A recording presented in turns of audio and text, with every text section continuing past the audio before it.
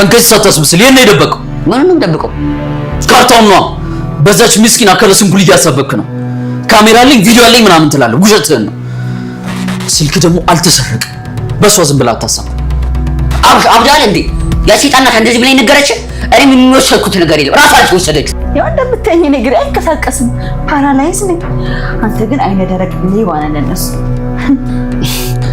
እገልቻለሁ ትዝታ አንገሽ ነው የምቆርጠው እስቲ ትዝታ ሊያት እንደባበቁ እየተጠመጠመችበት ምርዙን እየረጨች እኮ እኛ ላይ እንዲጨክን እኛንም እንዲጠላን ነው ያደረገችው እና በቃ ቤተሰባችን ነው ለየተበተነ ነው የግሌ ፈጣሪ እኮ አይተኛም እመኝኝ የትዝታ ሴራ የሚጋለጥበት ቀን ሩቅ አይሆንም ዛሬ እኛ እያለቀስን እሷ እየሳቀች አይደል ነገ ደግሞ እመኝኝ እኛ ተራ እሷ በተራዋ ታለቅሳለች እኛ ደግሞ እንስቃለን እኔ ምንም የወሰድኩት ነገር የለም እንዴ ያች ፓራላይዝ ነው ያች እባብ የወሰደችው እሷ እንዴት አርጋ ነው ካርታውን የምትወስድ ያማል እንዴ አንተ ለምን ነው ካርታውን ሰጠኝ ሲጀመር እሷ አልወሰደችውም ካርታውን መልስልን ነው የምልህ ካርታውን ሰጠኝ እንዴ ይኸውልህ አብርሽ ኤቢ ሊፈርስ ነው ያች ጠንቋይ በመሰለች ልጅ አንተ በመጣብቃት ኤቢ ድምጥማጡ ሊጠፋ ነው ይኸውልህ አብርሽ በእነሱ የመጣ ቤቱ እኮ ሊፈርስብን ነው ጽጌ ራሱ ልትሞት ነው በደንብ ተባሉ አረ ተደባደቡ ደማችሁን ማፍሰሱ አብርሃም አበደ መሳይ ተሰበረ ተንከዚስ ተዋረደ እኔ ትዝታ ምን አገባ ካርታው እንደሆነ በቺ ቤቱ በኔ ስም ነው ደግሞ ምንድን ነው ካርታ ቆይ ይሄ ካርታ ከየት መጣ ትዝታ መስኮት ስር እንዴት ሊገኝ ይችላል ይቺ መሰሪ እሷ ናት ማለት ነው የወሰደችው ቆይ ይቺ ልጅ በእግሯ ትራመዳለች እንዴ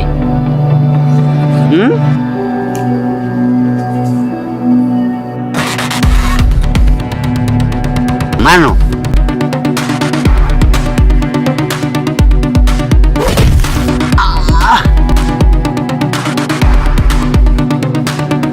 አረ ይሳለ ገልሞን በዱላ የመታችው ትዝታ ነች ማለት ነው። ትዝታ ግን እንዴት ነው ከክፍሏ ወደ ውጪ የወጣችው የሚለውን ነገር ስናይ ምናልባትም ገልሞ እዛ ጋር ያገኘውን የቤቱን ካርታ ከሌሎች ስር ለመደበቅ በሚል መስኮቱ ስር ደብቃ ምናልባትም በንፋስ ወድቆ ይሆናል። አሁን ላይ እሱን ለማንሳት ወደ ውጪ ተደብቃ ስትወጣ ገልሞ ደግሞ ያንን ካርታ ሲያገኝ ምናልባትም ያጋልጠኛል በሚል አሁን ላይ እሱን በዱላ መታዋለች ማለት ነው። ግን ደግሞ እዚህ ጋር አንድ እርግጠኛ ልንሆንበት የምንችለው ነገር ገልሞን እዛ ጋር የመታችው ትዝታ እንደሆነች ነው ማለት ነው። ገልሞ ካርታው እንደጠፋና ማን የወሰደው አንተን የወሰድኩ በሚለው አሁን ላይ ሁሉም እዛ ቤት ውስጥ ያሉት እየተጣሉ እንደሆነ ገብቶታል። እናም ደግሞ የቤቱን ካርታ በትዝታ መስኮት አቅጣጫ መሬት ላይ ሲያገኝ ለካ ትዝታን የወሰደችው የሚለውን ነገር እያወራ ነበርና ምናልባት እዚህ ጋር የሚሆነው ትዝታ አሁን ላይ ገልሞን በዱላ መታዋለች። ቀጣይ ላይ የምታደርገው ካርታውን ወስዳ ወደ ክፍሏ መመለስ ነው። ግን ደግሞ ገልሞ እንደ ሌሎች ሰዎች ወይ ደግሞ እንደ አንዳንድ ሰካራሞች ማታ ላይ ያጋጠመውን ነገር ወይ ደግሞ ሰክሮ ያየውን ነገር በንጋቱ የማያስታውስ ሰው አይደለምና ምናልባት ጠዋት ከእንቅልፉ ሲነሳ ካርታውን እዚህ ጋር አግኝቼ ነበር፣ በትዝታ መስኮት ስር መሬት ላይ አይቼ ነበር፣ የሆነ ሰው ከጀርባ መቶኝ ካርታውን ወሰደ የሚለውን ነገር ያወራል። ግን ደግሞ እሱ የመታችው ሴት ትዝታ እንደሆነች አልተገነዘበምና ይሄንን ነገር ማውራቱ አይቀርም። ሌሎች ደግሞ እሱን እንደማያምኑትም ግልጽ ነው ማለት ነው። ያ ማለት እዛ ጋር አብርሽ አሁን ላይ ዶክተሩ ትዝታ መራመድ አትችልም፣ እግሮቿ ፓራላይዝድ ናቸው የሚለውን ነገር ማረጋገጫ ሰጥቶታልና ገልሞ እዚህ ጋር ይሄንን ነገር ቢያወራ ራሱ ሌሎቹ በጭራሽ አያምኑትም ማለት ነው። ያ ማለት ሰክረህ እየቃዠህ ነው ወይ ደግሞ መስሎ ሆነው ሌቦች ናቸው እየመቱ የሚለውን ነገር እንደሚናገሩትም እሙን ነው ማለት ነው። ያ ማለት ከዚህም በኋላም ትዝታ አሁንም ቤተሰቡን ማበጣበጥ ወይ ደግሞ ሁሉንም ማባላት የሚለውን ነገር ትቀጥልበታለች ማለት ነው። ግን ደግሞ ከሁሉም ነገር በላይ በጣም የሚያሳዝነው ትዝታ እነሱ ላይ እየተጫወተችባቸው መሆኑን ለማጋለጥ ብዙ የለፋው ተንከሲስ አሁን ላይ ካርታውን አንተ ነው የወሰድከው፣ አንተ ወስደ አውቀ በትዝታ እያሳበብኩ ነው፣ እሷ ፓራላይዝድ ነች በሚለው አሁን ላይ ሁሉም ሰው እሱ ላይ ያፈጠጡ ይመስላል ማለት ነው። ይሄ ደግሞ የሆነው በትዝታ ሴራ ነው። እዛ ጋር እኔ መራመድ አልችልም ተንከሲስ አውቆ ወስዶት ካርታውን በኔ አሳበበ በሚለው አሁን ላይ በሱ እያሳበበች ነው ማለት ነው። ግን ደግሞ ከሁሉም በላይ የሚያሳዝነው አብርሽ እዚህ ጋር ተንከሲስ ወስዷል የሚለውን ነገር አምኖ ተንከሲስን ማፋጠጡ ነው ማለት ነው። በእርግጥ አብርሽ ብቻ ሳይሆን አብርሽና መሳይ ሁለቱም እዛ ጋር ሆኖ ተንከሲስን እያደረጉት ያለው ነገር ተንከሲስ ካርታውን ወስደሃል አምጣ፣ ካንተ ውጪ ማንም ሰው አይወስዶም የሚለውን ነገር መናገራቸው በጣም የሚያሳዝን ነው ማለት ነው። እነሱ ከተንከሲስ ጋር ብዙ አመታትን አብሮ ቆይቷል። ተንከሲስ ምን አይነት ጸባይ እንዳለው አሳምሮ ያውቃሉና እውነት ተንከሲስ የቤቱን ካርታ ቢያገኝ በአብርሽ ነው ያለው፣ የቤቱን ካርታ ወደ ራሱ ቀይሮ ቤቱን ይሸጣል የሚለውን ነገር ከተንከሲስ ማንነት ተነስቶ ትዝታ እዛ ጋር የተናገረችውን ነገር መገመት ይችሉ ነበር ማለት ነው። ምናልባትም ትዝታ ስትራመድ አይቻሉ የሚለውን ነገር ዋሽቶ ይሆናል የሚለውን ነገር ቢያስቡ ራሱ ትዝታን ስለሚጠላት እሷን ማየት ስለማይፈልግ ምናልባትም ይሄንን ነገር ፈጥሮ ይሆናል የሚለውን ነገር ቢጠራጠሩ ራሱ ተንከሲስ ካርታውን ሰርቋል እንዲያድርጓል የሚለውን ነገር መጠራጠራቸው በጣም የሚያሳዝን ነገር ነው ማለት ነው። ተንከሲስ ያቅሙን ያህል ለፍቷል። ያ ስልክ ባይሰረቅበት ኖሮ ነገሮች ሁሉ አሁን ባለው ልክ ባይበላሽ ነበር ማለት ነው።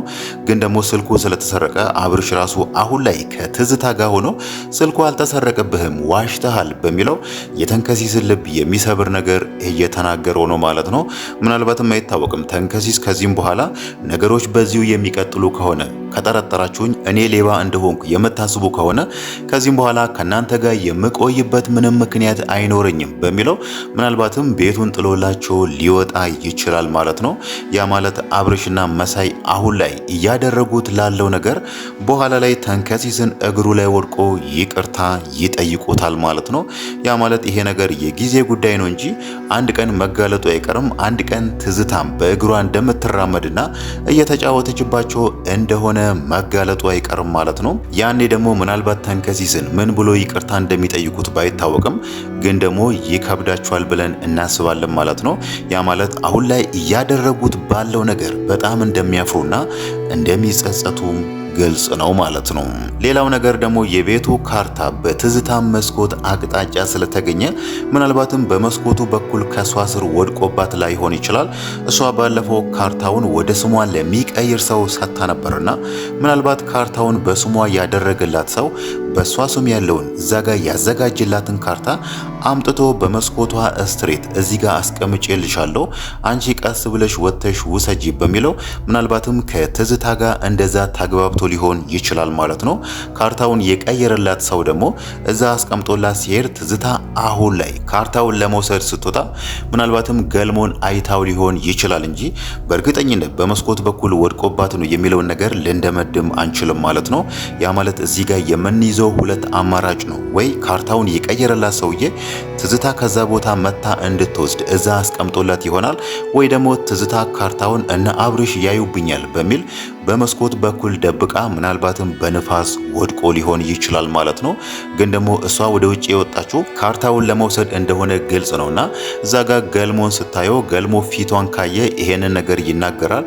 እናም ደግሞ ምንም እንኳን ቢሰክርም ካርታው የቤቱ ካርታ እንደሆነ ተረድቷልና እንደዛው ካርታውን ይዞ እቤት ላሉት ቢሰጥ ምናልባትም ትዝታ ተንኮሌና ክፋቴ ይጋለጣል፣ ወይ ደግሞ ምናልባትም እሷ ወስዳለች ባይባል ራሱ እዛ ጋር እሷ ያሰበችው ነገር ቤቱን በራሷ ስም ማድረግ የሚለው ነገር ላይሳካላት ስለሚችል እሷም ይሄንን ነገር ስለፈራች ነው እዛ ጋር ገልሞን ከጀርባ በዱላ የመታችሁ ማለት ነው። ግን ደግሞ ከምትመታውም ቀስ ብላ ገፍተር አድርጋ ወይ ደግሞ ካርታውን መንጭቃው ብትሮጥ ራሱ ትችል ነበር።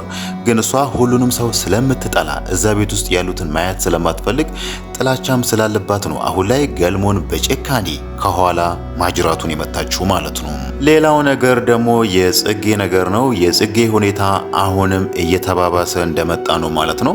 ያ ማለት እሷ የዛን ቀን ምሽት አጠገቧ ያለችው ልጅ በጅብ ተወስዳ ካየች በኋላ የአእምሮ መቃወስ አጋጥሞታልና ዛሬ ላይ ያደረገችው ነገር ከደረጃ ላይ ወይ ደግሞ ከፎቅ ላይ እናቷን እንዳየሰው ለመዝለል መሞክሯ ምን ያህል ለህይወቷ አስጊ የሆነ ደረጃ ላይ እንዳለች ነው የሚያሳየው ማለት ነው። ያ ማለት ከሷ አጠገብ ሌሎች ከተለዩ ወይ ደግሞ ሌሎች እሷን ካልጠበቁ በማንኛውም ሰዓት ጽጌ አሁን ላይ ራሷን የምትጎዳበት ሁኔታ ላይ ነው ያለችው ማለት ነው። ይሄንን ነገር እንዴት እንደሚወጡ ወይ ደግሞ እንዴት አድርጎ ጽጌ ወደ ጤናዋ እንደምትመለስ እንደሚያደርጉ ባይታወቅም ግን ደግሞ አሁን ባለችበት ሁኔታ እሷን ወደ አእምሮ ህሙማን ማገገሚያ ማዕከል ቢያስገቧት ይሻላል ማለት ነው። እዛ ቤት በቆየችበት ቁጥር ምናልባትም ዛሬ መሳይ እንዳደረገው ሽንት ቤት ደርሼ መጣለው እንዳለው ካጠገቧ ዞር ካሉ እሷ በማንኛውም ሰዓት ራሷን ልትጎዳ ስለምትችል ሁሉም ሰው አሁን ላይ የራሱ ስራ አላቸው፣ የየራሳቸው የሆነ ህይወት አላቸውና ሁሉም ሰው ወደ ስራው ሲዞር ምናልባትም ጽጌ እዛ ጋር ራሷን ልትጎዳ ትችላለች ማለት ነው። ከዚህ ሁሉ ደግሞ እሷን የአእምሮ ህሙማን ማዕከል አስገብቶ ካገገመችና ወደ ጤናዋ ከተመለሰች ወደ ቤት ማምጣት ይችላሉ እንጂ አሁን ባለችበት ሁኔታ ጽጌን መጠበቅ አይችሉም ማለት ነው። በእርግጥ አብርሽም ይሄ ነገር ያሳሰበው ይመስላል። እዛ ጋር ትዝታ እንደምትራመድና ካርታውን እሷ እንደወሰደች በስሟ እንዳደረገች ይሄንን ነገር እሷ በእግሯ እንደምትራመድ ያየውን ነገር ለሌሎች የሚናገር ከሆነ ጽጌን በመስኮት ላይ እንደምትወረውር እዛ ጋር ትዝታ የዛተችበት አብርሽ ራሱ ያንን ነገር ሊያስብ የቻለው የጽጌ ሁኔታ በጣም ስላሳሰበው ነው ማለት ነው። ያ ማለት ትዝታ ይሄን ነገር ብታረግ ምናልባት ካርታውን እሷ ብትወስድ ጽጌን እንዲህ ታረጋለች፣ እንዲህ ታስፈራራኛለች የሚለው ነገር ስጋት ስለተፈጠረበት ነው ጽጌ ያለችበት ሁኔታ በጣም ስላሳዘነው ማለት ነው።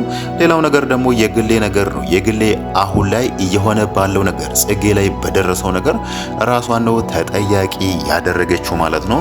ያ ማለት እንደ እውነቱ ከሆነ የግሌ የዛን ቀን ምሽት ከገልሞ ጋር ሆና ጽጌን ያንን ነገር ባትናገራት ኖሮ ጽጌ አኩርፋ ከቤት አትወጣም ነበር። ከቤት ባትወጣ ኖሮ ያንን ነገር አታይም ነበርና እናም የአእምሮ መቃወስ አያጋጥማትም ነበር። ለዛም ነው የግሌ አሁን ላይ ራሷን እየወቀሰች ያለችው ማለት ነው። ግን ደግሞ ራሳቸውን ከመውቀስ ሁሉም በየፊናው ከሚጨነቅ ስለ መፍትሄ ቁጭ ብሎ ቢያወሩ ይሻላል ማለት ነው።